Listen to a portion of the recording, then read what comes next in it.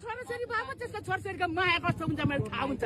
तेरीमा चोर ज्यानबाट डाका ल बोल्नुपर्छ। केपी चोर देश छोड होइन कि यिनीहरूले खोसीमा सबैलाई हालेर उसिन्नुपर्छ। केपीलाई अनि यो भैँसी त्यो आर्जु भन्ने भैँसीलाई सबैले खोसीमा हालेर उसिन्नुपर्छ।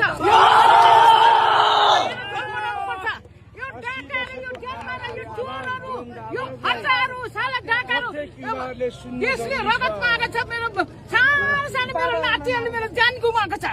ज्यान गुमाएको छ। यो नातिहरू आमाहरू नरुनु, आमाहरू नरुनु, आमाहरू नरुनु। देशले रगत मागेर त्यो छोरा नातिहरूले रगत दिएको छ।